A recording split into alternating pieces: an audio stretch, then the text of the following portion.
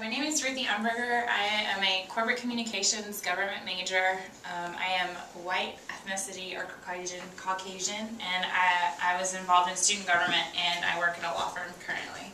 Okay, Ruthie, are you pro-affirmative action or anti-affirmative action? I am for affirmative action. Okay, can you explain why and how this affects you? I believe in affirmative action because of things that have happened in our past, in our country's history. I think that we have a duty to maintain fairness and an equal playing field for all races. And personally, it doesn't affect me. I am in the majority, and I feel like it doesn't really help my chances of getting into colleges or getting jobs. Okay, do you think that the current system is completely effective? I don't think any system regarding race is ever going to be effective in this country. I think there's a lot of things that we have to combat. I do think it does help level the playing field a little bit, but I think it does raise issues about like whether or not if someone is black and someone is white and they're equally qualified, if who should get the job, and should it just depend on race? I'm Clark Ford. I'm African American, and my major is corporate communication. So are you pro-affirmative action or anti-affirmative action? I am pro-affirmative. Okay, can you explain why and how affirmative action affects you? I feel like it affects me because affirmative action helps people of a lower social status. And growing up, I was in a single-parent home, and we were on the lower part of the social chain, and so I feel like it gives people in my position a chance to be successful. Alright, do you think that the system is completely effective? I think it's effective in a lot of ways because it diversifies employment and it diversifies education, and like I said, it gives a lot of people that aren't given a lot of chances, it gives them a chance to be successful. However, if you were the President of the United States, what would your solution be for inequality? Inequality. Well, I feel like inequality is more of an opinionated thing. I don't think you can really get rid of it. You can kind of put a pause on it for a little bit. I think our system right now is pretty effective as far as giving everyone equal opportunity. So I don't really think you can get rid of it though. Alright, thank you. Thank you. Hi, I'm Dinah Villarreal. I'm a first-year student at UT, and I'm Hispanic. Alright, what are your views on affirmative action? Do you think it's a successful system, or do you disagree with it? I believe it has good intentions. Whether it's successful or not, I would have to say not completely. So they say that affirmative action is based on trying to, generate equality. Do you believe that it does generate equality, or do you think that it... I believe that it's a good attempt to make universities more diverse, but whether it really works that way, or whether it's successful, I don't completely think so. Okay. Well, if you were the President of the United States, what would your solution to equality be? What would you do to make everything as equal as possible? I would just say, keep out of it, really. I don't really think you can really fix something, because then you're just imposing more laws that are going to leave other people out. So there's not really anything you can really do. All right. Thank you. My name is Marche Howell. I am a first-year student, and I mix with black and... What about our current system of affirmative action do you think is effective? I don't think it's effective just because of the fact that there will always be people who try to snip through the nooks and crannies of the system. I don't think that it'll fully serve out its purpose that it started with.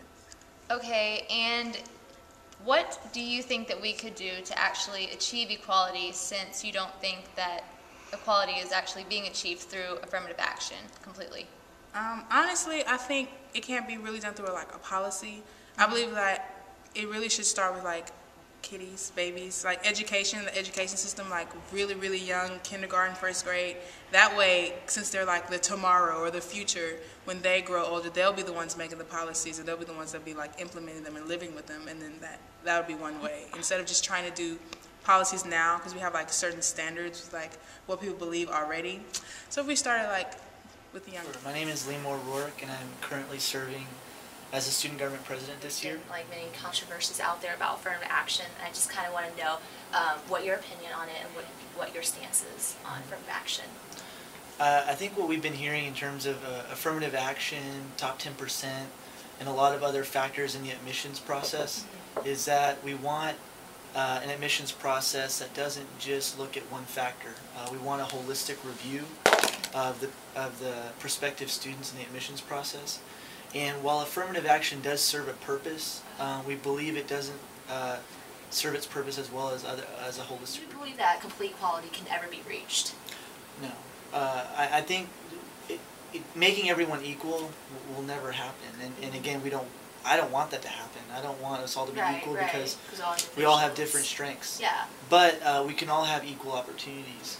And that's hard to achieve. I don't think we'll ever achieve it completely, but we can always attempt and strive to achieve it each and every day with our different institutions and programs. We can strive to reach equal opportunity. My name is Mark Shook. I'm the Assistant Dean of Students with Student Judicial Services. I have a JD from the University of Alabama and a PhD in Higher Education from the University of Virginia. Awesome. First today, I guess I just want to kind of ask you about your opinion of affirmative action and if you think the current system is effective, and if you think it's ineffective, what could we have done better? Okay. My answer to that, it actually is two-part. I do believe that affirmative action is a good thing. I would like to live in a society where affirmative action wasn't necessary, and a lot of that is grounded in the K-12 school environment. So as a higher education administrator, I would like to say hopefully K-12 is improving. I'd love to be in a situation where we didn't need it. But the mere fact is we do. We need it here at the University of Texas at Austin and across. I know a lot of people say that back then, you know, we tried, the affirmative action came about to give all ethnicity groups equal access to college. And then people say that, like, I guess the society right now has come to a point where, you know, people are getting, you know, equal rights, but then at the same time, I guess it goes back to saying, you know, like Caucasians are becoming the minorities now. What do you think about that? Do you think, you know, our affirmative action, you know, still effective 10 years down, or should something be changed? I think we're going to see the need for affirmative action for at least 25 to 50 years. I mean, that's a reality. And affirmative action wasn't created, you know, trying to kind of end racism or give people, you know, kind of help up. I think Kennedy was the first person to phrase it. And it was the idea of equal opportunities for success. And that's the way I think of it. It's not, you know, we're going to fix something that's happened in the past. It's giving equal opportunities to succeed and move on. And it's got several, you know, bases. One is deficiencies in education that's brought about by socioeconomic conditions in childhood. Another aspect is psychological. If you don't have individuals from minority backgrounds that are graduating from prominent programs, then you have two things. You don't have exemplars in the community that allow younger people to believe that they can reach that. Two, you also have the creation of world leaders that have no understanding of people from those backgrounds at all. So we're at a point where it's necessary, and it's not necessary because there are individuals from racial backgrounds that aren't academically capable of succeeding. It's just grounded in pure fairness and the need for diversity and all of its pluses.